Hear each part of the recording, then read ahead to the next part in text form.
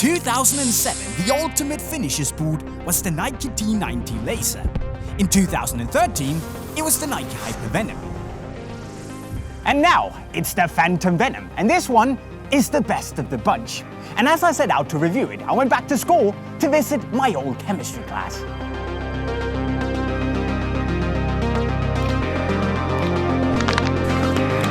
Because the Phantom Venom might as well have come out of a test tube after mixing a little bit of T90 Laser IV DNA with a good portion of Hypervenom 1 and 3.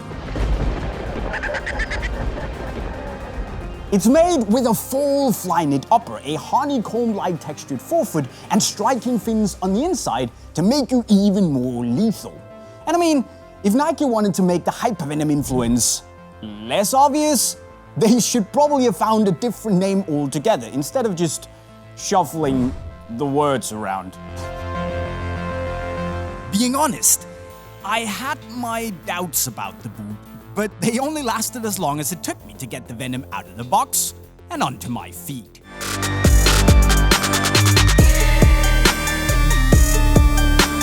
And right away, you get to experience the sublime softness of the toe box. There's really no other way of explaining it than the upper quickly simply adjusts to the shape of your foot while maintaining its stretchy tightness. And that in itself is a remarkable sensation.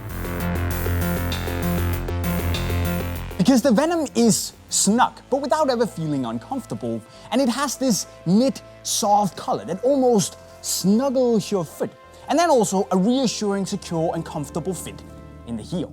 And the best bit about the Venom is how it fits. Going true to size for me was spot on, almost down to the millimeter, and it wasn't too wide for my relatively slim foot. And because the collar will stretch and you can adjust the laces relatively easily, it will fit more or less everyone, even the most monster truck-sized wide feet. But one thing is judging a boot on its fit sitting down. Another is when it matters and you move around on the pitch. And here, the Phantom Venom doesn't disappoint either, because depending on how tight you tie your laces, the little Flywire cables here will work in unison with the heel counter to keep your foot locked in order to prevent rollover and movement inside the boot, and thus you losing momentum. The outsole is on the aggressive side and has a whole lot of bite, but you still get a forefoot that feels pretty flexible and free to move in any direction you want.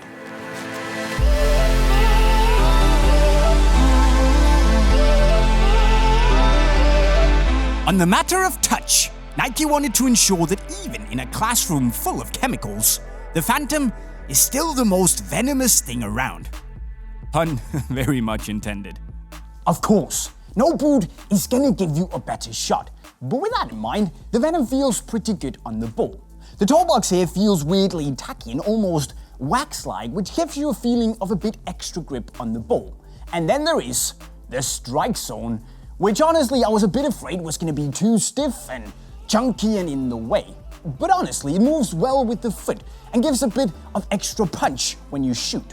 So striking feels encouraged, and that is actually a plus in itself. But where there's plus, there's also minus, and that's also the case here. So the gloves are coming off. And while I do enjoy the chevron-shaped studs myself, they're pretty aggressive and aren't gonna be for everyone. There's also this weird little airy bump on top of the collar on the Venoms, and the fact that the Phantom Venom feels more like an evolution than a revolution compared to the Hypervenom. With that said, I haven't got much negative to say, and while the Phantom Venom hasn't knocked me backwards over its innovative genius, it's a remarkable football boot.